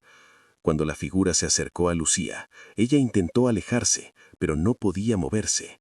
La figura se inclinó, su rostro sin rasgos a centímetros del de ella, y le dijo: «Tu tiempo aún no ha llegado. Llevas una vida dentro de ti, y esa vida debe nacer antes de que puedas unirnos a nosotros». Lucía no sabía que estaba embarazada en ese momento. Lo descubrió 2 semanas después, cuando los análisis de sangre del hospital revelaron que tenía 6 semanas de gestación. Dio a luz a una niña saludable 7 meses después, una niña que nombró Esperanza, porque después de todo lo que había pasado, Esperanza era lo único que le quedaba. ¿Qué carajos fue eso?, dijo el compañero de Tomás, su voz todavía temblorosa. ¿Qué era ese lugar? Tomás negó con la cabeza, claramente tan asustado como los demás. He escuchado historias, dijo lentamente, sobre lugares en el desierto donde cosas malas pasaron, donde gente murió de formas terribles. Dicen que esos lugares quedan marcados, que atrapan parte de las almas que sufrieron ahí. Nunca creí esas historias hasta ahora. María Elena revisó a Carmen. Su hermana todavía estaba temblando, pero parecía estar más consciente, más ella misma. ¿Qué sentiste exactamente?, le preguntó gentilmente, cuando dijiste que algo estaba tratando de entrar en ti. Carmen tardó un momento en responder, como si le costara trabajo encontrar las palabras correctas. Era como si hubiera otra persona dentro de mi cabeza, explicó con voz temblorosa. Una niña pequeña, tal vez de 5 o 6 años. Estaba tan asustada, tan sola, decía que quería a su mamá, que no entendía dónde estaba, por qué no podía encontrar la salida. Me estaba pidiendo ayuda, rogándome que la dejara usar mi cuerpo solo por un rato para buscar a su mamá. Y por un segundo, solo por un segundo, estuve a punto de decirle que sí, de dejarla entrar completamente. Pero entonces algo en mí se resistió, y me di cuenta de que si la dejaba entrar completamente, tal vez nunca volvería a tener control, tal vez me quedaría atrapada en mi propia mente mientras ella vivía mi vida. La historia de Carmen era escalofriante, pero también planteaba preguntas perturbadoras. Si lo que había sentido era real, si efectivamente el espíritu de una niña pequeña había tratado de poseerla, ¿qué le había pasado a esa niña en ese lugar? ¿Cómo había muerto? ¿Cuánto tiempo había estado su espíritu atrapado ahí, buscando desesperadamente una forma de escapar? María Elena no tenía respuestas, y francamente no estaba segura de querer saber. Lo importante ahora era sobrevivir, salir del desierto, llegar a algún lugar seguro. Pero su situación se había vuelto crítica. Habían usado la última de su agua en la carrera desesperada para escapar de la casa maldita. No tenían comida, estaban desorientados, sin idea real de en qué dirección debían ir. Y el sol, aunque comenzaba a descender, todavía era brutal. Tomás admitió finalmente que estaba completamente perdido, que no tenía idea de cómo llegar a donde se suponía que debían ir. Su teléfono estaba muerto, la batería agotada, después de horas tratando de obtener señal GPS. El compañero de Tomás comenzó a entrar en pánico, hablando atropelladamente sobre cómo iban a morir en el desierto, cómo sus cuerpos nunca serían encontrados. María Elena, a pesar de su propio miedo, sabía que alguien tenía que mantener la cabeza fría. Necesitamos pensar lógicamente, dijo tratando de sonar más calmada de lo que se sentía. Si seguimos caminando en una dirección consistente, eventualmente llegaremos a algo, una carretera, un rancho, algo. Quedarnos aquí esperando no es opción. Tomás, agradecido de que alguien estuviera tomando liderazgo, estuvo de acuerdo. Decidieron caminar hacia donde el sol se estaba poniendo, razonando que el oeste eventualmente los llevaría hacia áreas más pobladas o al menos hacia la frontera. Caminaron durante horas mientras la noche caía sobre el desierto. Sin agua, cada paso era agonía. Lenguas secas se pegaban al paladar, labios agrietados sangraban, dolores de cabeza pulsantes hacían que el pensamiento claro fuera casi imposible. Carmen se desvaneció 2 veces y cada vez María Elena logró revivirla, pero era claro que su hermana no podría aguantar mucho más.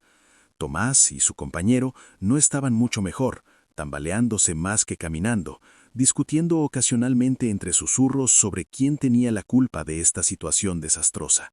Fue cerca de la medianoche cuando vieron las luces. Primero pensaron que estaban alucinando, que la deshidratación les estaba jugando trucos en sus mentes. Pero las luces eran reales, múltiples luces moviéndose en la distancia. ¿Es la patrulla fronteriza?, preguntó el compañero de Tomás, con voz rasposa. María Elena observó las luces más cuidadosamente. No se movían como vehículos de patrulla. El patrón era diferente, más errático. No sé qué es, admitió, pero cualquier cosa es mejor que morir aquí de sed. Vamos hacia allá. Mientras se acercaban a las luces, comenzaron a escuchar voces, muchas voces, hablando en español. Parecían ser otros migrantes, tal vez un grupo grande siendo guiado por coyotes más competentes. María Elena sintió una oleada de esperanza. Si podían unirse a ese grupo, tal vez tendrían una oportunidad de sobrevivir. Llamaron hacia las luces, gritando tan fuerte como sus gargantas secas les permitían. Las voces se detuvieron abruptamente. Las luces dejaron de moverse. Durante un momento que pareció eternidad, no pasó nada. Luego, lentamente, las luces comenzaron a moverse hacia ellos. Cuando las luces se hicieron lo suficientemente cercanas para ver claramente, María Elena sintió que su sangre se congeló. No eran linternas normales ni lámparas de campaña. Eran luces que parecían flotar en el aire sin fuente visible, brillando con un resplandor enfermizo, verdoso, que no iluminaba realmente el área alrededor, sino que parecía absorber la oscuridad circundante. Y las figuras que llevaban estas luces, cuando finalmente se hicieron visibles, no eran del todo humanas. Tenían formas humanoides, pero algo estaba mal con sus proporciones. Sus extremidades eran demasiado largas, sus cabezas demasiado grandes, sus movimientos demasiado fluidos, como si no estuvieran completamente sujetos a las leyes de la física. «¡Corre!», dijo María Elena, pero sus compañeros ya estaban corriendo.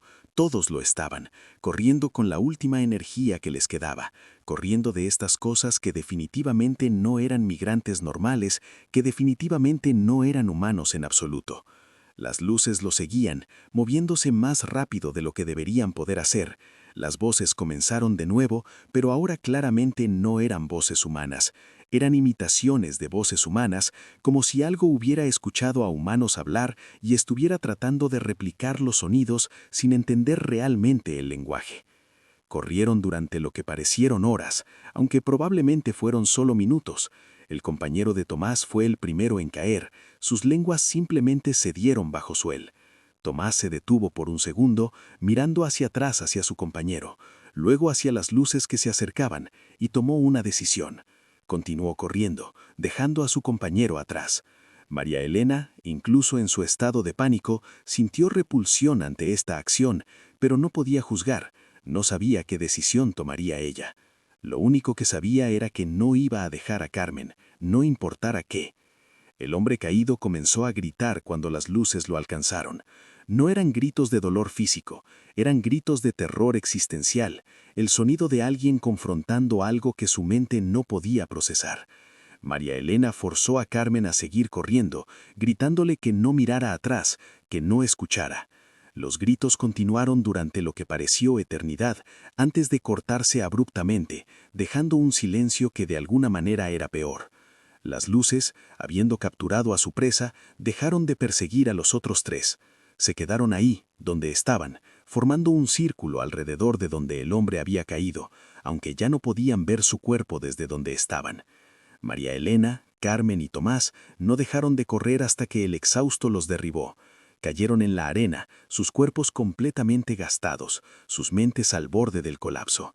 Tomás estaba sollozando, murmurando el nombre de su compañero una y otra vez, tal vez sintiendo culpa por haberlo abandonado, tal vez simplemente procesando el trauma de lo que habían visto. Carmen estaba semiconsciente, su cuerpo peligrosamente deshidratado.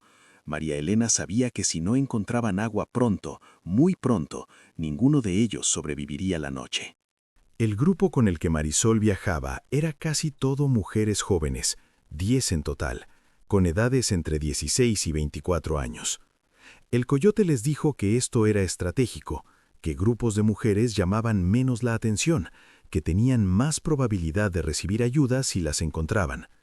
Lo que no les dijo es que las había vendido antes de que siquiera comenzaran el viaje. Los estaba llevando directamente a una red de tráfico sexual que operaba en Phoenix.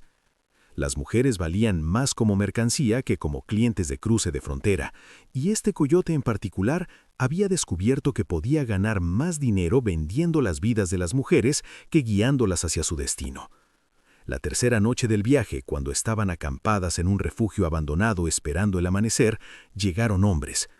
No eran de la patrulla fronteriza, eran contratistas, compradores, hombres que hablaban entre ellos en inglés sobre las mercancías que estaban adquiriendo. El coyote recogió su dinero y se fue, y los hombres comenzaron a separar a las mujeres, evaluándolas, discutiendo cuánto valdría cada una en diferentes mercados.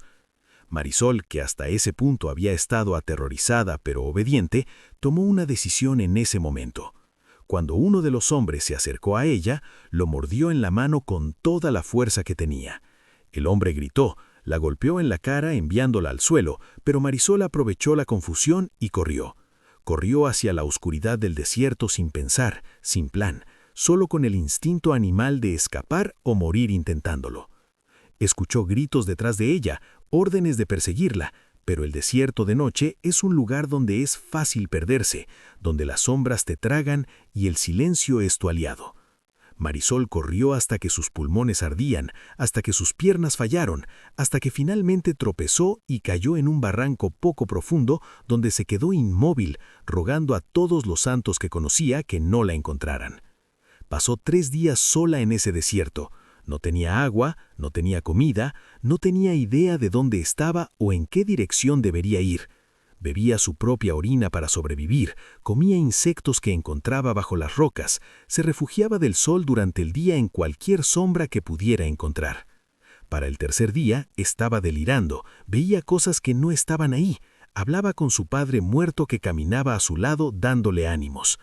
Y entonces vio algo que pensó que era otra alucinación. Un niño. No podía tener más de 8 o 9 años, vestido con ropa moderna, parado en lo alto de una duna, mirándola. Marisol intentó llamarlo, pero su voz no funcionaba. Su garganta estaba demasiado hinchada por la deshidratación. El niño empezó a caminar, volteando ocasionalmente para asegurarse de que Marisol lo seguía. Ella se arrastró detrás de él, usando las últimas reservas de energía que su cuerpo tenía, siguiendo a este niño imposible a través del desierto. El niño la llevó a una carretera. Era una carretera pequeña, apenas pavimentada, pero era civilización, era salvación. Y entonces el niño desapareció. No se alejó caminando, no se escondió detrás de algo, simplemente dejó de estar ahí, como si nunca hubiera existido. Marisol se desplomó en medio de la carretera, sin fuerzas para moverse otro centímetro. 30 minutos después, un camión se detuvo. El conductor era un hombre mexicano-americano que hacía entregas de suministros a ranchos remotos. Llamó a emergencias, le dio agua con cuidado para que no se ahogara, la cubrió con una manta porque estaba temblando a pesar del calor. Cuando los paramédicos llegaron y la evaluaron, le dijeron algo que ella no podía creer. Había perdido casi el 30% de su peso corporal. Su temperatura interna era de 34 grados centígrados. Sus riñones estaban al borde del fallo completo. Según los médicos, debería haber muerto al menos un día antes. El hecho de que estuviera viva era, en sus propias palabras, médicamente improbable. Marisol fue llevada a un hospital en Tucson, donde pasó 2 semanas recuperándose. Cuando estuvo lo suficientemente fuerte, contó su historia a las autoridades. Describió a los hombres que habían comprado a las mujeres, describió la ubicación aproximada del refugio donde había sucedido. Se organizó una operación de rescate, pero cuando llegaron al lugar no había nadie. Encontraron evidencia de que se había usado recientemente, colillas de cigarrillos, canas de comida vacías, ni las mujeres ni los traficantes estaban ahí. Hasta el día de hoy, las otras 9 mujeres que viajaban con Marisol no han sido encontradas. Marisol fue deportada de regreso a México, donde enfrentó amenazas del usurero al que le debía dinero. Tuvo que mudarse a otro estado, cambiar su nombre, básicamente desaparecer de su propia vida para mantenerse segura. La última actualización que hay sobre ella es de hace 6 meses, cuando una trabajadora social confirmó que estaba viva y trabajando en una fábrica en el norte de México, ganando apenas lo suficiente para sobrevivir, pero al menos libre, al menos con control sobre su propia vida.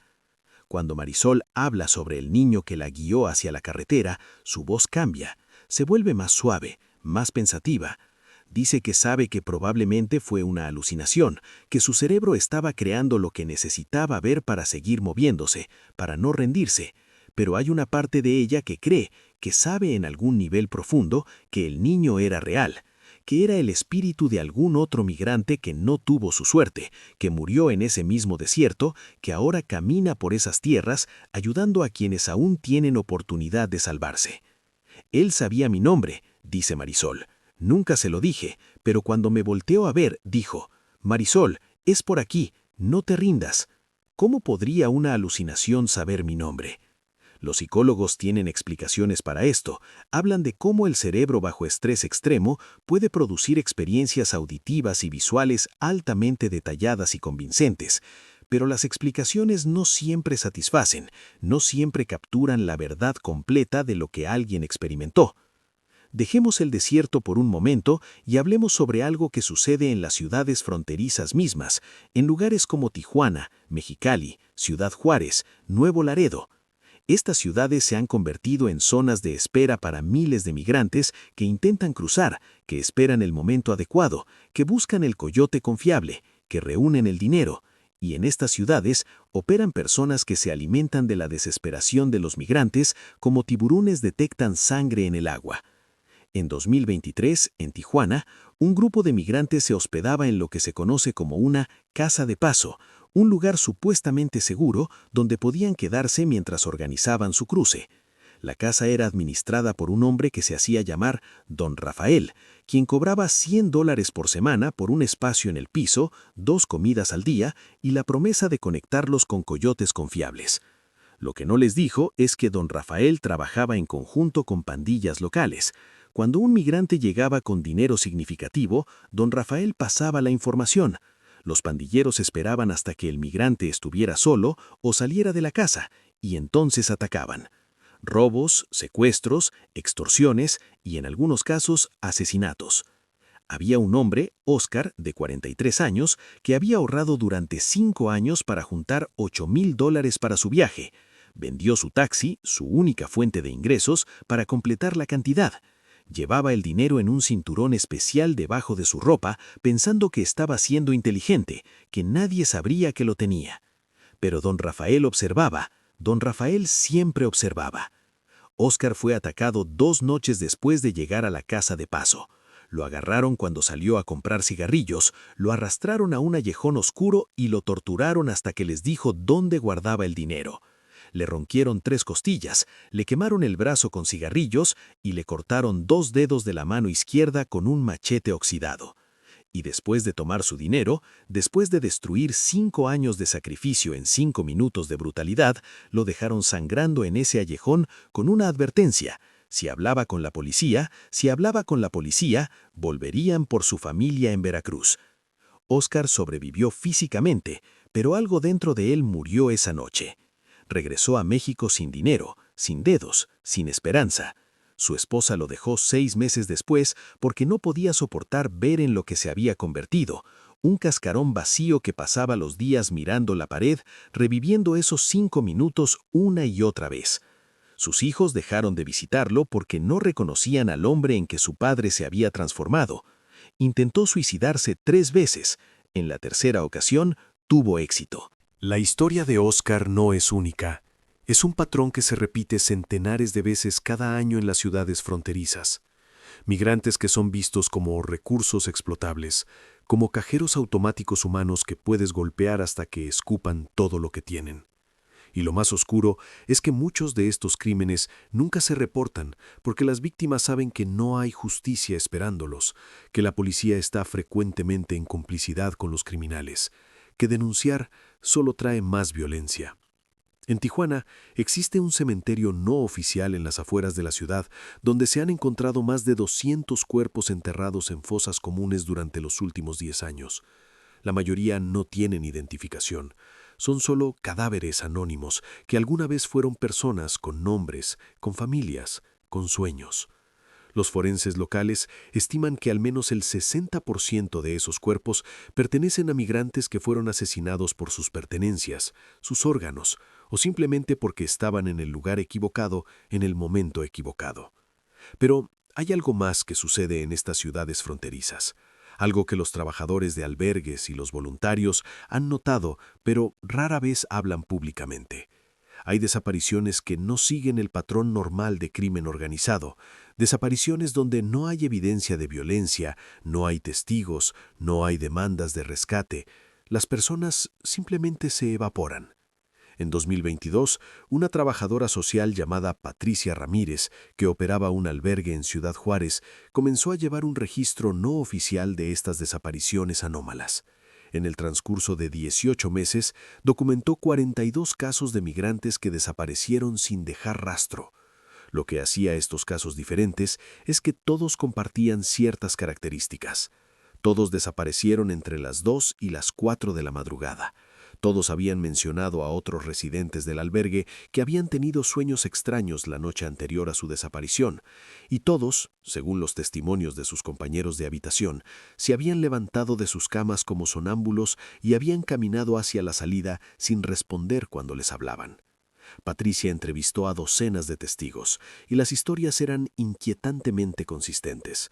Los migrantes que desaparecían tenían los ojos abiertos, pero vacíos, caminaban con movimientos mecánicos, como marionetas controladas por hilos invisibles, y cuando salían del albergue siempre caminaban en la misma dirección, hacia el norte, hacia el puente internacional que conectaba Juárez con El Paso. Las cámaras de seguridad del puente nunca mostraban a estas personas cruzando, pero tampoco mostraban que regresaran. Era como si llegaran al puente y simplemente dejaran de existir en cualquier realidad grabable. Patricia llevó sus hallazgos a las autoridades locales, quienes la trataron con condescendencia y le sugirieron que estos migrantes simplemente habían encontrado manera de cruzar ilegalmente y no querían que nadie lo supiera. Pero Patricia sabía que había algo más. Había visto demasiados casos, había escuchado demasiadas historias idénticas de diferentes personas que no se conocían entre sí, que no tenían razón para coordinar una mentira elaborada. Una noche, Patricia decidió investigar por su cuenta. Se quedó despierta en el albergue, vigilando, esperando. A las 2:47 de la madrugada sucedió. Un hombre de 34 años llamado Fernando, que había estado durmiendo en un catre en la esquina, se levantó repentinamente. Sus ojos estaban abiertos, pero no enfocaban en nada. Su cara no mostraba expresión alguna. Comenzó a caminar hacia la puerta. Patricia lo interceptó, le habló, lo sacudió suavemente por los hombros, pero era como intentar comunicarse con una estatua. Fernando la apartó con fuerza sorprendente y continuó hacia la salida. Patricia lo siguió, manteniéndose a distancia, observando. Fernando caminó por las calles vacías de Juárez con paso constante, nunca vacilando, nunca mirando a su alrededor, como si estuviera siguiendo un mapa invisible. Y Patricia notó algo más. No estaba solo. Había otras figuras caminando en la misma dirección, emergiendo de callejones, de otros albergues, de casas abandonadas, todos moviéndose con el mismo paso mecánico, todos convergiendo hacia el puente internacional. Patricia contó al menos 20 personas en esta procesión silenciosa de sonámbulos. Cuando llegaron al puente, no intentaron cruzar por los puntos de control normales. En cambio, descendieron por un terraplén hacia el lecho del río, hacia una sección donde el río Bravo era apenas un arroyo durante la temporada seca. Y allí, en la oscuridad bajo el puente, Patricia vio algo que su mente se negaba a procesar completamente. Había una abertura en la tierra, como un túnel o una cueva, que definitivamente no debería estar allí, porque Patricia había estado en ese lugar docenas de veces durante el día y nunca había visto tal abertura. Las figuras entraron en ese túnel una por una, desapareciendo en la oscuridad. Patricia se acercó, su curiosidad venciendo su miedo, y miró dentro. El túnel descendía en un ángulo pronunciado, las paredes parecían pulidas, casi artificiales, y desde las profundidades provenía un resplandor débil y azulado que pulsaba como un latido. Patricia debió entrar, debió seguirlos, investigar, descubrir qué estaba sucediendo, pero algo en su instinto, algo primitivo y antiguo que vive en todos nosotros, le gritó que se detuviera, que si cruzaba ese umbral no habría regreso. Se quedó ahí, paralizada entre la curiosidad y el terror, hasta que el último de los sonámbulos desapareció en el túnel. Y entonces, sin advertencia, sin sonido, la abertura simplemente se cerró. No se derrumbó, no fue sellada por nada visible, simplemente dejó de existir. La tierra era sólida de nuevo, como si nunca hubiera habido túnel alguno. Patricia tocó el suelo, cavó con sus manos, pero era tierra compacta, roca, nada que sugiriera que segundos antes había sido la entrada a algo imposible. Corrió de regreso al albergue, despertó a otros trabajadores, intentó explicar lo que había visto. La mayoría pensó que estaba exhausta, que había alucinado, que el estrés de su trabajo finalmente le había cobrado la factura. Pero a la mañana siguiente, Fernando no regresó. Ninguno de los 20 que Patricia había visto entrar en el túnel regresó. Sus pertenencias permanecieron en el albergue, sus mochilas con documentos de identidad, fotos de familia, el poco dinero que tenían. Era como si hubieran planeado regresar en cualquier momento, pero simplemente nunca lo hicieron. Patricia dejó de trabajar en el albergue 3 meses después. No podía soportar la culpa de no haber hecho más, de no haber gritado, de no haber intentado detenerlos físicamente. Se mudó a otra ciudad, intentó rehacer su vida, pero las pesadillas nunca la abandonaron. Cada noche veía ese túnel, veía las figuras entrando, veía la abertura cerrándose, y cada noche se despertaba con la misma pregunta atormentándola. ¿A dónde fueron? ¿Qué le sucedió? ¿Y por qué ella había sido permitida quedarse atrás cuando tantos otros no lo fueron? Hablemos ahora de algo que los investigadores llaman puntos calientes de desaparición, zonas específicas a lo largo de la frontera donde el número de personas que desaparecen es estadísticamente anómalo. Uno de estos puntos está en el condado de Brooks, Texas, una zona rural donde la ruta 281 corta a través de territorio desolado. El condado de Brooks tiene una población de apenas 7,000 personas, pero cada año docenas de cuerpos de migrantes son encontrados en sus límites. Lo que hace a este lugar particularmente extraño es que muchos de estos cuerpos se encuentran en condiciones que desafían explicación médica. En 2019, un ranchero encontró el cuerpo de un joven a menos de 1,000 kilómetros de su casa. El cuerpo estaba momificado. El forense estimó que había estado muerto por al menos 6 meses. Pero había un problema. El ranchero revisaba esa área cada semana, pasaba por ese lugar exacto regularmente y juraba que el cuerpo no había estado ahí la semana anterior. Era como si hubiera aparecido de la nada, como si hubiera sido colocado allí por algo o alguien. Una noche, Patricia decidió investigar por su cuenta. Se quedó despierta en el albergue, vigilando, esperando. A las 2:47 de la madrugada sucedió. Un hombre de 34 años llamado Fernando, que había estado durmiendo en un catre en la esquina, se levantó repentinamente. Sus ojos estaban abiertos, pero no enfocaban en nada. Su cara no mostraba expresión alguna. Comenzó a caminar hacia la puerta. Patricia lo interceptó, le habló, lo sacudió suavemente por los hombros, pero era como intentar comunicarse con una estatua. Fernando la apartó con fuerza sorprendente y continuó hacia la salida. Patricia lo siguió, manteniéndose a distancia, observando. Fernando caminó por las calles vacías de Juárez con paso constante, nunca vacilando, nunca mirando a su alrededor, como si estuviera siguiendo un mapa invisible. Y Patricia notó algo más. No estaba solo. Había otras figuras caminando en la misma dirección, emergiendo de callejones, de otros albergues, de casas abandonadas, todos moviéndose con el mismo paso mecánico, todos convergiendo hacia el puente internacional. Patricia contó al menos 20 personas en esta procesión silenciosa de sonámbulos. Cuando llegaron al puente, no intentaron cruzar por los puntos de control normales. En cambio, descendieron por un terraplén hacia el lecho del río, hacia una sección donde el río Bravo era apenas un arroyo durante la temporada seca. Y allí, en la oscuridad bajo el puente, Patricia vio algo que su mente se negaba a procesar completamente. Había una abertura en la tierra, como un túnel o una cueva, que definitivamente no debería estar allí porque Patricia había estado en ese lugar docenas de veces durante el día y nunca había visto tal abertura. Las figuras entraron en ese túnel una por una, desapareciendo en la oscuridad. Patricia se acercó, su curiosidad venciendo su miedo, y miró dentro.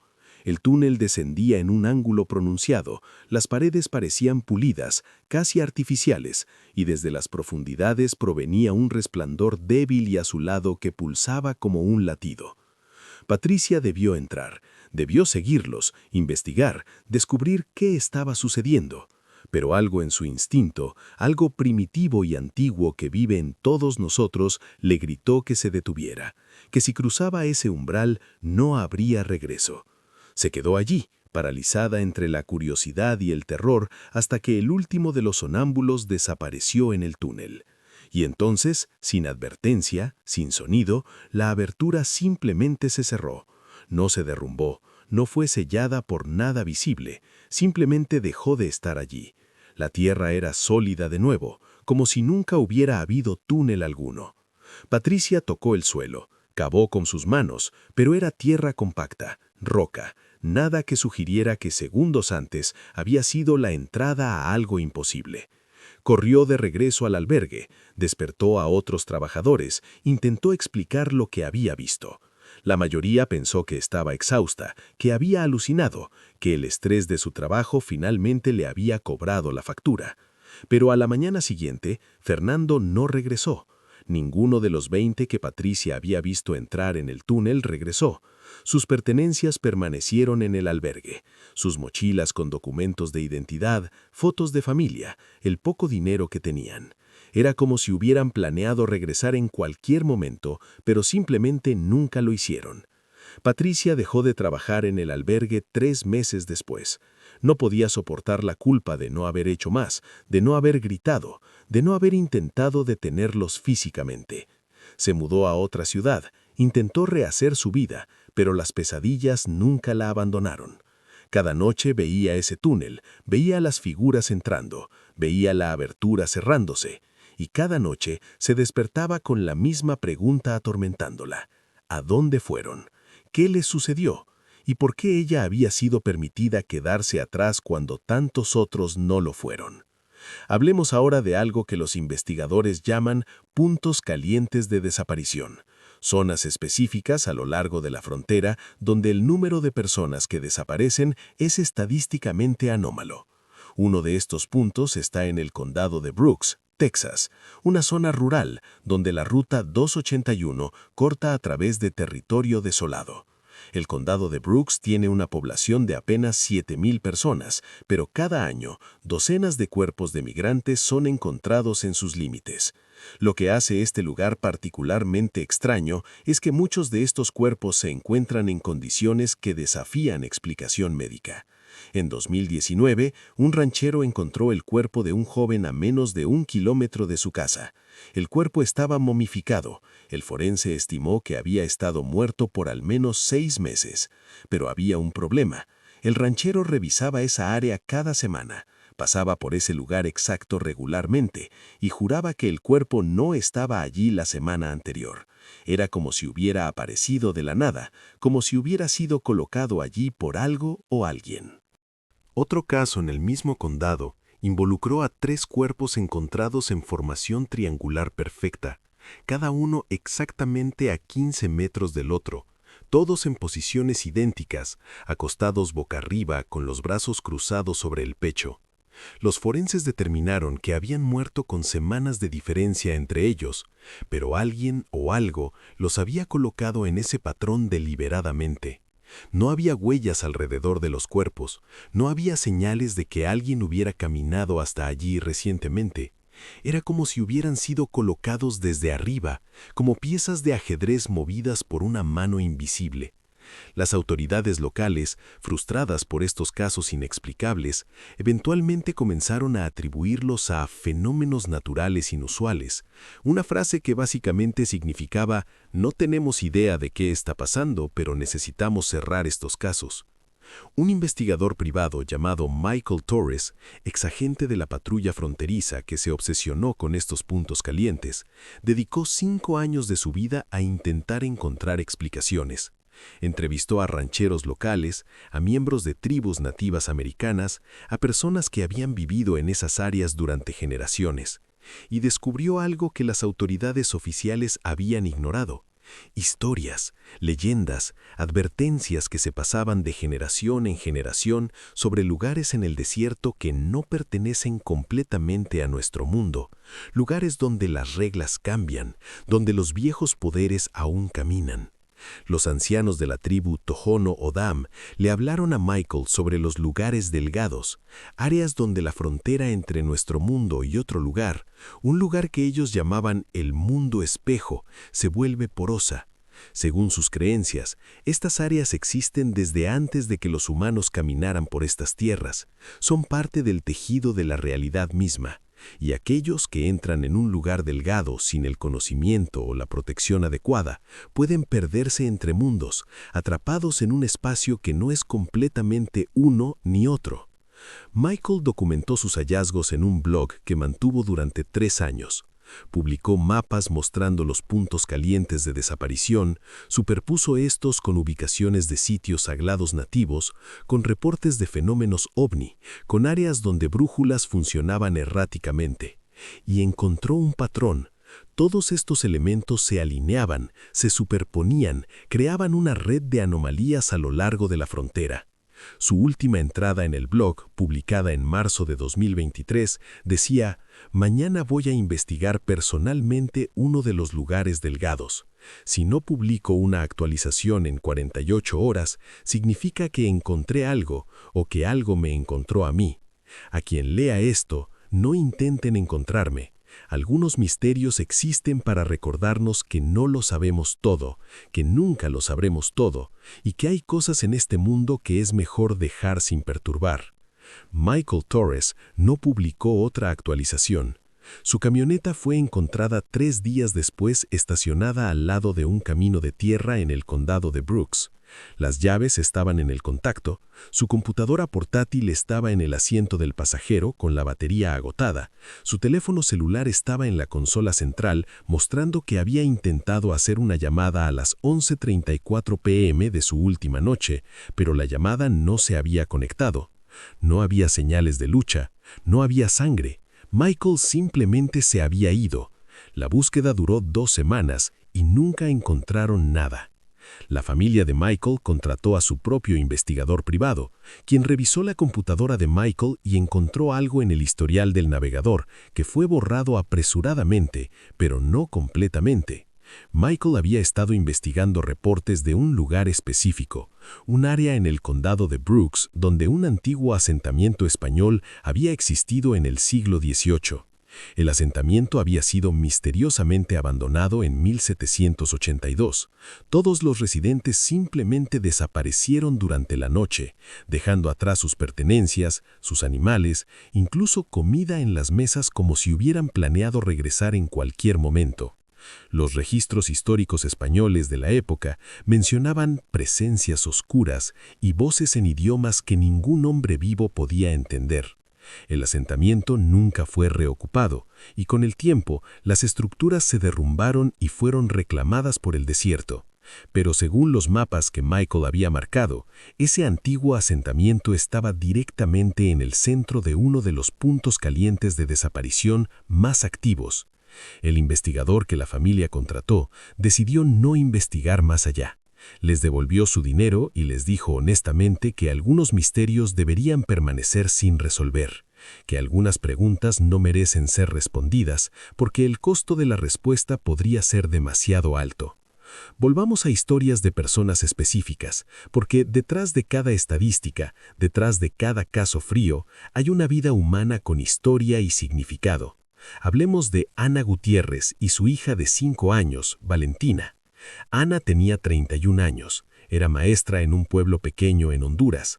Su esposo había sido asesinado por pangas que controlaban la zona, y las mismas pangas ahora exigían que Ana les pagara impuesto de guerra, o ellos reclutarían a Valentina cuando cumpliera 8 años.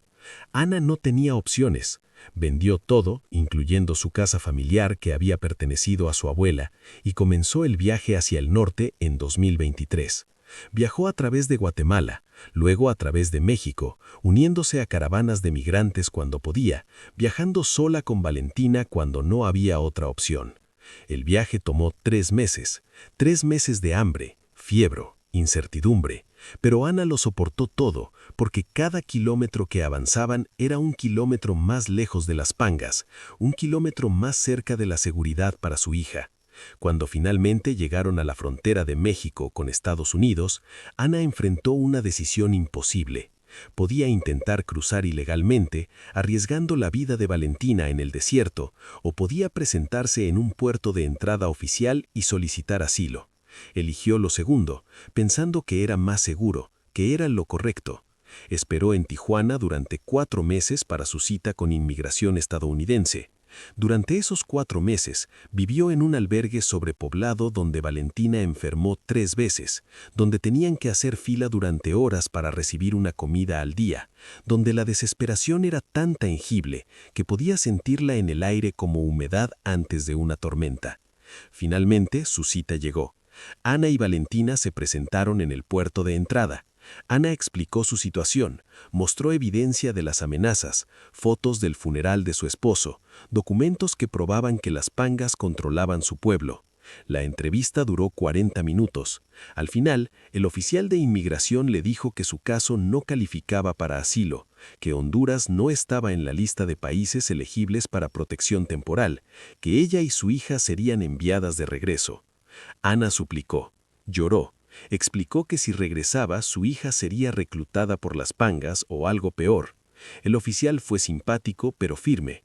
Las reglas eran las reglas. Él no podía hacer excepciones sin importar qué tan desgarradora fuera la historia. Ana y Valentina fueron deportadas, y esta es su historia. Durante los primeros 2 días, todo fue según el plan. El grupo era pequeño, solo 8 personas, incluyendo a Ana y Valentina. Viajaban de noche, descansaban de día, el agua era suficiente. El coyote conocía el terreno.